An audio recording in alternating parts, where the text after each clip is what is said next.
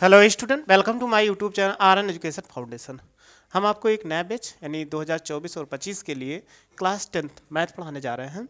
इसमें आज हम चर्चा कर लेते हैं कि आपको क्या क्या पढ़ना है, क्योंकि सिलेबस को पूरा जानकारी होगी तभी हमें ये पता चलेगा कि हम क्या पढ़ रहे हैं और हमारे पेपर में क्या आएगा।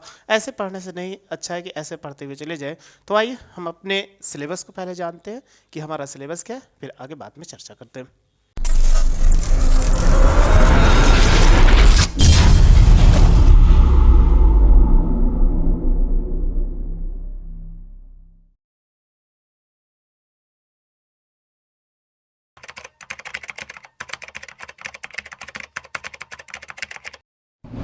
क्लास 10th मैथ्स, इसमें देखो आपको सब तो 3 घंटे का समय है, यानी इसमें जो पेपर में लिखा होता है वो 3 घंटे का 15 मिनट है, लेकिन यहाँ पर लिखा हुआ है 3 घंटे का। तो पेपर में जो आपको मिलेगा वो 3 घंटा 15 मिनट का रहेगा, यानी इतने का पेपर होगा। इतने में आपको करना है जितने क्वेश्चन क्या होगा, 2 पार्टों में बटा होगा। जैसे देखो 70 नंबर की लिखित परीक्षा होगी, टोटल ये कितने 100 नंबर में होगा। पेपर जो होगा वो 100 नंबर में होगा और 70 अंक की लिखित परीक्षा होगी और 30 अंक का जो होगा वो प्रोजेक्ट कार्य होगा। और उत्तीर्ण के लिए कह रहा है कि न्यूनतम 23 मार्क आपको चाहिए, मतलब लिखित में 23 मार्क और प्रोजेक्ट में 10 मार्क आपको मिलेंगे, तभी आप पास होंगे। ठीक, अभी यहाँ पर 70 है, 70 में भी लिखित में 2 पार्ट में बटा हुआ है। इसमें क्या है कि आपको 20 नंबर का जो मिलेगा OMR रहेगा। इसको OMR सीट पे, मतलब ऑब्जेक्टिव क्वेश्चन रहेगा, 20 क्वेश्चन ऑब्जेक्टिव मिलेंगे, उसको आपको टिक करना रहेगा, OMR सीट पे कुला करना रहेगा। फिर इसके बाद 50 नंबर ये बचता है, ये आपका क्या रहेगा लिखित, यानी हल करना रहेगा। ये लिखित भी होगा ये भी, लेकिन उसी के साथ एक साथ ही पेपर दोनों रहता है, पेपर एक ही पेपर में रहता है, लेकिन 20 नंबर के क्वेश्चन में आपको OMR मिलेगा, तो उसमें आपको क्वेश्चन सॉल्व करके टिक करना रहता है और 50 नंबर को क्या करना, सॉल्व करना, कॉपी पे लिखना होता है। तो ऐसे मिलेगा आपको पेपर, बस उसी के आधार पर आपको पढ़ना है और समझना है। तो आइए हम अपने सिलेबस को समझते हैं कि हमारा सिलेबस क्या है, कि कैसे हम पढ़ें तो अच्छा नंबर प्राप्त करें। चलिए सिलेबस को जानते हैं। इकाई का नाम संख्या पद्धति। तो पहली इकाई जो है वो संख्या पद्धति है। संख्या पद्धति के लिए देखो कितना नंबर आएगा, 5 नंबर आपको संख्या पद्धति में देखने को मिलेगा। इसमें कन्फर्म है जो इसका नंबर सबका बटा हुआ किस नंबर यानी किस लेसन से कितना नंबर आएगा। दूसरा है बीजगणित। तो बीजगणित में बहुत कुछ आते हैं, अभी आपको बताएंगे। ये 18 नंबर का आएगा, ये 18 नंबर हो गया। फिर निर्देशांक ज्यामिति है, ये भी 5 नंबर में मिलेगा। ज्यामिति ये कितने में, 10 नंबर में है। फिर त्रिकोणमिति ये 12 नंबर में है। और मेंसुरेशन, जो मेंसुरेशन है ये 10 नंबर में है। इसके बाद सांख्यिकी एवं प्रायिकता जो है वो 10 नंबर में। टोटल मिला लेंगे, ऐड कर लेंगे तो ये 70 नंबर में आएगा। तो ऐसे आपको 70 नंबर में पेपर देखना, बहुत छोटा पेपर होता है, बहुत बड़ा पेपर नहीं होता है। बस आपको अच्छे से पढ़ेंगे तो बहुत छोटा लगेगा, अगर आपने लापरवाही करके पढ़ेंगे तो पेपर आपको टिपिकल लगेगा। तो मेरे साथ जुड़े रहेंगे तो आपकी लापरवाही नहीं होने वाली, बस हम जैसे कहते जा रहे हैं वैसे। अब देखो उसके सिलेबस हमने इकाई पढ़ लिया, अब इकाई पढ़ रहे, इकाई के अंदर अब क्या क्या पढ़ना है वो चीज़ ध्यान देना है। जैसे संख्या पद्धति में पहला जो है वास्तविक संख्या है। वास्तविक संख्याओं में आपको पढ़ना है, इसमें वास्तविक संख्या है आधारभूत परमीय, जैसे √2 √3 √5। इस पे आपको परमीय अपरिमेय संख्या है, इसके बारे में पढ़ना है। अपरिमेय संख्याओं का पुनर्भ्रमण या अपरिमेय संख्याओं का सत्यापन, यानी इसी का √2 √3 √5 इसी का सत्यापन पढ़ना है। और अंगणित थोड़ा बहुत हमें पढ़ना है, बहुत एचसीएफ है, एलसीएम ये सब पढ़ना है।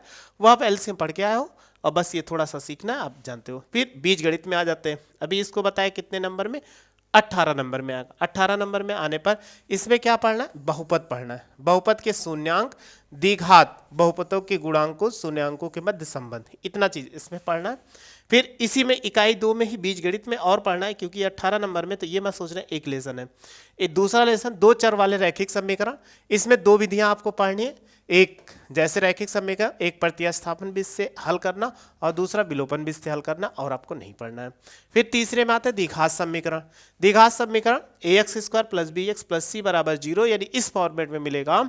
तो द्विघात समीकरण केवल वास्तविक मूल का द्विघात सूत्रों द्वारा, गुणनखंड द्वारा हल निकालना है, यानी सूत्रों के द्वारा या गुणनखंड और द्विघात समीकरण की विविध कर और उनके मूलों की प्रकृति के बीच में संबंध स्थापित, यदि संबंध द्विघात समीकरण के दैनिक जीवन में अनुप्रयोग पर आधारित या इबारती प्रश्न, इसको पढ़ना है। तो इतना इसमें पढ़ना है। ये टोटल आपको 18 नंबर में मिलेगा। अभी एक और है इसी में, समांतर श्रेणी। समांतर श्रेणी है, समांतर श्रेणी के nवें पद की व्युत्पत्ति और कह रहा है समांतर श्रेणी के प्रथम n पदों का योग ज्ञात करना और इसके सामान्य जीवन पर आधारित प्रश्नों के हल करने के लिए इसका अनुप्रयोग सीखना। तो आप पढ़ेंगे तो इसमें कोई दिक्कत, बस आप मेरे साथ पढ़ते रहेंगे, अच्छे समझते रहेंगे। फिर रेखा पढ़ना है। रेखा, द्विविमीय रेखा, निर्देशांक ज्यामिति की अवधारणा, रैखिक समीकरणों की ग्राफ, दूरी सूत्र, विभाजन सूत्र, आंतरिक विभाजन। दो विभाजन होता है, आंतरिक और बाह्य, लेकिन इसमें कह रहा है कि आंतरिक विभाजन पढ़ना है, बाह्य नहीं पढ़ना, लेकिन दोनों हम आपको पढ़ा देंगे। फिर इसके बाद इकाई 4 में आ जाते हैं। इकाई 3 हो गया, ये 5 नंबर में। फिर इकाई 4 जो है ये देखो 10 नंबर में आएगा। इसमें क्या पढ़ना है? समरूप त्रिभुज की परिभाषा, उदाहरण, प्रति उदाहरण। मतलब उदाहरण इसके पढ़ना, समरूप त्रिभुज की परिभाषा पढ़ना है, इसके उदाहरण पढ़ने हैं। फिर इसके बाद ये 10 नंबर में आएगा। अभी इसके बाद ये 5 परिमेय, ये हमें पढ़ना है। त्रिभुज के एक भुजा के समांतर खींची गई रेखा त्रिभुज की शेष 2 भुजाओं के समान अनुपात में विभाजित करती है, ये परिमेय पढ़नी है। त्रिभुज की 2 भुजाओं का समान अनुपात,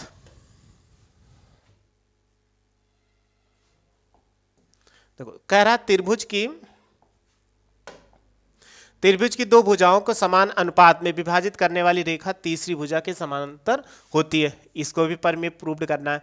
यदि त्रिभुज की 2 भुजाओं में संगत भुजाओं का एक युग्म अनुपातिक हो और आंतरिक कोण बराबर हो तो त्रिभुज क्या होता है? समरूप होता है, यानी ये भी परिमेय पढ़ाएंगे तो बताएंगे।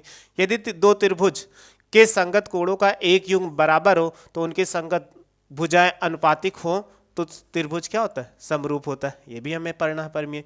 एक त्रिभुज का एक कोण दूसरे त्रिभुज के संगत कोण बराबर हो, एक त्रिभुज का जो कोण हो दूसरे त्रिभुज के संगत कोण बराबर हो तो उनकी भुजाएं अनुपातिक हो, यानी अनुपात के रूप, अनुपातिक मतलब अनुपात के रूप में हो तो समरूप त्रिभुज होता है। तो अभी हम जब पढ़ाएंगे तो आपको त्रिभुज समरूप आराम से अच्छे से पढ़ाएंगे।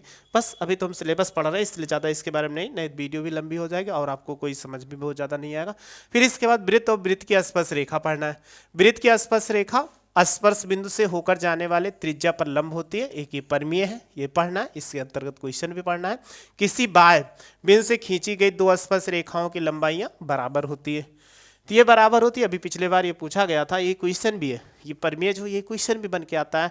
इस बार आपके पूछा गया था कि बाह्य बिंदु से खींची गई 2 स्पर्श रेखाओं की लंबाइयां बराबर होती, सिद्ध करिए। तो सिद्ध करने को हम आपको बता देंगे, उसमें आपको कोई दिक्कत नहीं होने वाली। फिर त्रिकोणमिति, ये भी अच्छे नंबरों में पूछा जाता है, 12 नंबर है। त्रिकोणमिति का परिचय, समकोण त्रिभुज के न्यून कोणों के त्रिकोणमितीय अनुपात 0 से 90 डिग्री के त्रिकोणमितीय अनुपात के निम्नलिखित अनुपातों के मान 0 डिग्री से 45, 30, 60, 0, 90, ये सब के बीच हमें संबंध है। टेबल बहुत आसान है, इसको बताना, जब बताएंगे तो आप समझ जाओगे। और फिर कह रहा है कि त्रिकोणमितीय sir sine square plus cos square बराबर 1 के स्थापित करना तथा इनके अनुप्रयोग, यानी इसको हमें सूत्र को प्रूव करना है और इसको क्या करना है? अनुप्रयोग, इसको सीखना है।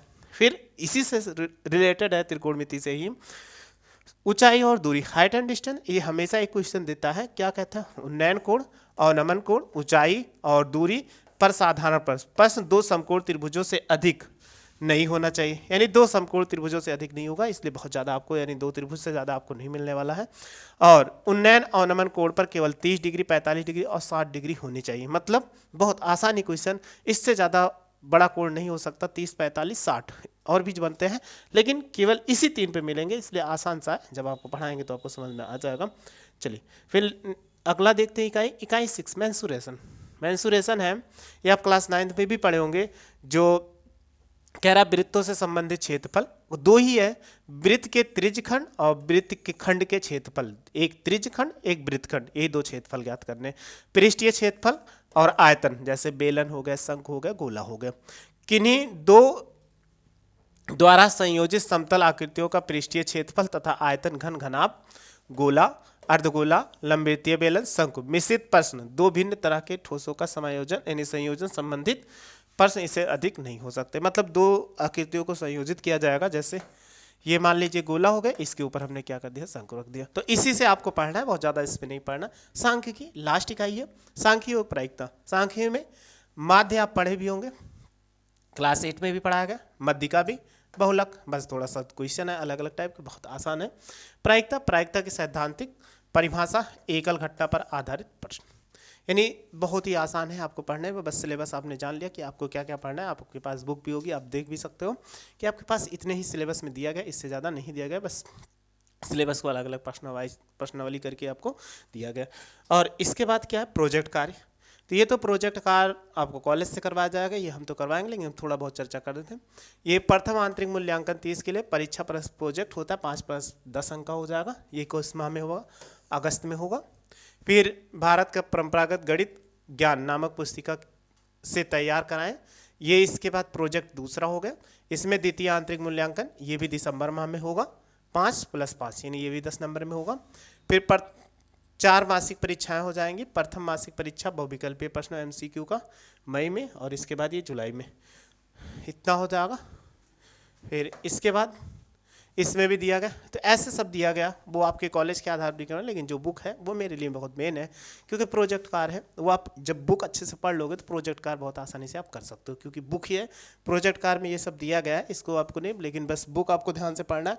अगर आपने बुक पूरा अच्छे से पढ़ लिया, जो सिलेबस ये आपको बताया है, ये सिलेबस आपने अच्छे से पढ़ लिया, तो आपको कोई प्रॉब्लम नहीं होनी। बस मेरे साथ ऐसे जुड़े रहिए, बस आपको जो वीडियो कराएंगे वो कंटिन्यू आपको मिलती रहेगी, उसको आप अच्छे से पढ़ते रहिए और समझते रहिएगा। जो क्वेश्चन नहीं आएगा कमेंट्स बॉक्स में जरूर मैसेज करिएगा, हाँ ये सब क्वेश्चन नहीं सॉल्व कर पाए, तो आपको उस वीडियो या कोई नई वीडियो में आपको बता जरूर देंगे। तो मेरे साथ जुड़े रहिए, अच्छे से पढ़ते रहिएगा, और आपका पेपर तक ऐसे लगातार जुड़े रहेंगे। और वीडियो अगर आपको हेल्पफुल लगी, अच्छी लगी, तो लाइक शेयर सब्सक्राइब करिए मेरे चैनल को। वीडियो देखने थैंक यू सो मच।